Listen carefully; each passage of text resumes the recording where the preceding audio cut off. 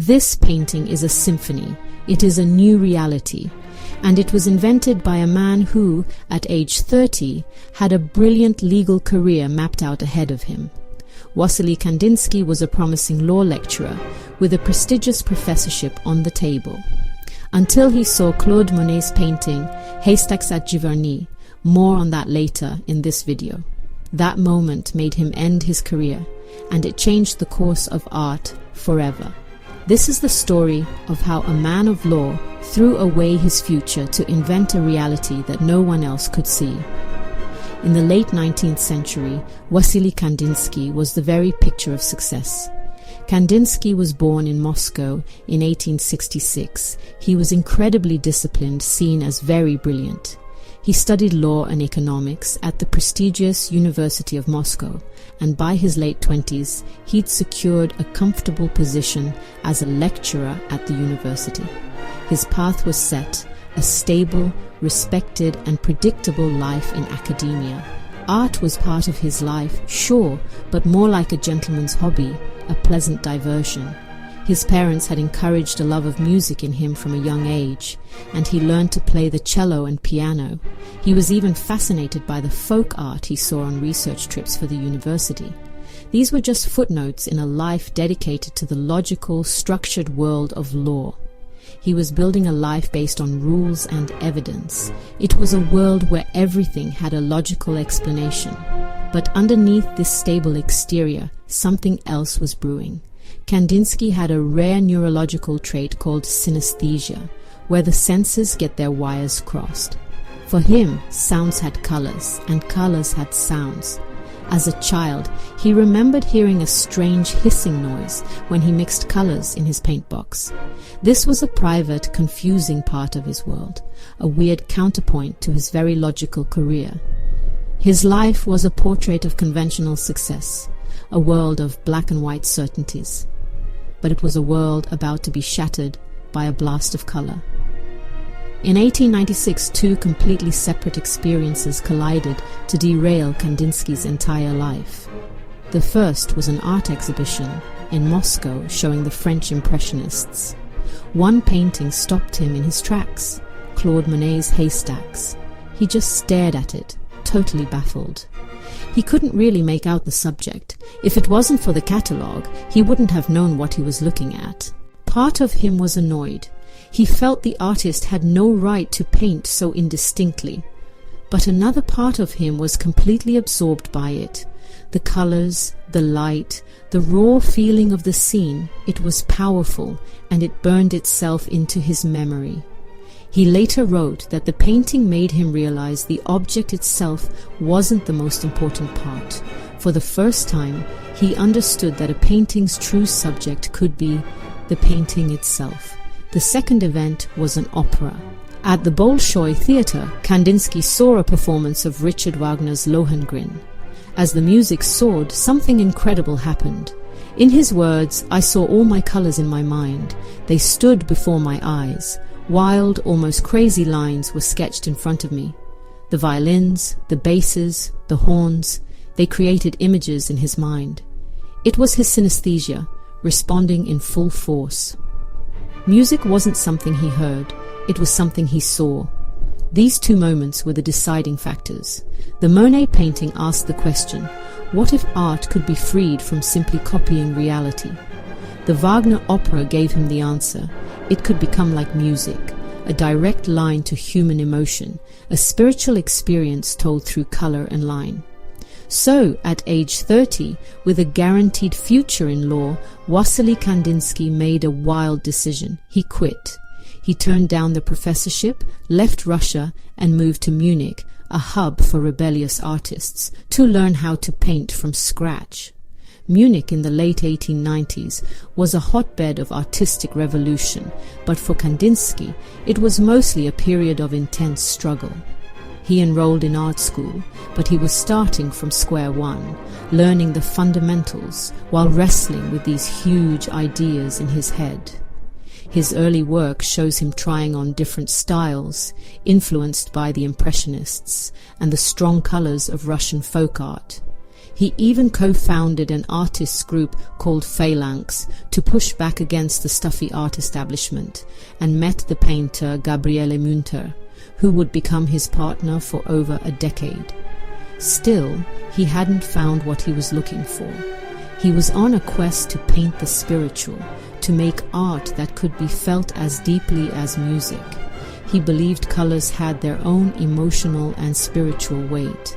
Yellow was warm and exciting. Blue was deep and spiritual. He began to conceive of his art in musical terms, moving beyond traditional pictures. He famously said, "Color is the keyboard, the eyes are the hammers, the soul is the piano with many strings, the artist is the hand that plays, to cause vibrations in the soul." Slowly, his paintings began to transform. In a piece like The Blue Rider from 1903, you can still make out a figure, a cloaked rider on a horse, but the colors aren't realistic, they're symbolic. The rider represents a spiritual progression, moving through a landscape of pure feeling. He was setting color free from the boring job of just describing things. Around 1910, that search reached its conclusion. He created what is now widely considered the first purely abstract painting, a watercolor alive with floating shapes and energetic lines with no clear subject at all. This was the breakthrough. He'd finally done it. He had made a painting that was, in his own words, completely free from the object.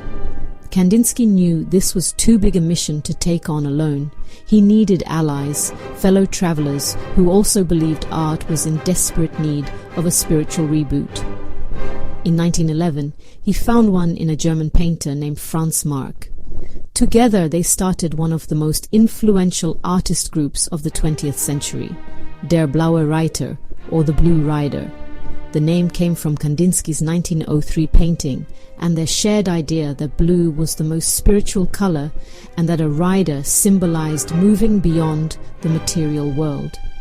The Blue Rider wasn't a movement with a strict uniform style. It was more like a club for artists who shared the goal of expressing their inner world.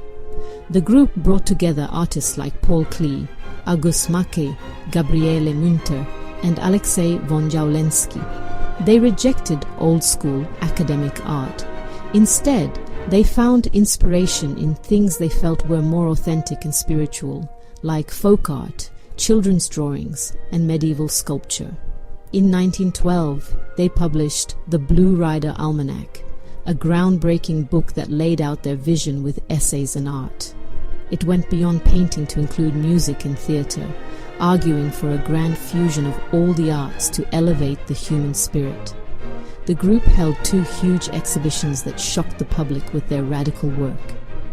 They were painting a new reality, one built on emotion, spirituality, and the power of pure abstraction. The Blue Rider was short-lived. The outbreak of World War I in 1914 scattered its members and tragically led to the deaths of Marc and Macke in battle. But its impact was massive. They had laid the groundwork for expressionism and proved that abstract art was a powerful language all its own. By 1912 and 1913, Kandinsky was in his prime, creating his masterpieces. He even titled his works using musical terms, improvisations for spontaneous expressions of feeling, and compositions for more deliberate, complex arrangements. Paintings like Improvisation 28 and Composition 7 are hurricanes of color and form. They don't show you a battle or a landscape. They make you feel the chaos of a battle, the symphony of a spiritual apocalypse and rebirth. Looking at them is like listening to an orchestra with your eyes. Kandinsky invented more than a new style. He invented a new purpose for art. He argued that art had a duty to be spiritual, to awaken the soul in an increasingly materialistic world. His book concerning the spiritual in art became a Bible for modern artists. He believed art could speak universal truths that went beyond language and culture. Later, he would teach at the legendary Bauhaus School, influencing a whole new generation of artists and designers and securing his place in art history. The man who gave up a career in law because a painting confused him ended up providing the legal framework, so to speak, for all of abstract art to follow. He gave artists permission to paint the world of their feelings, freeing them from the world of sight.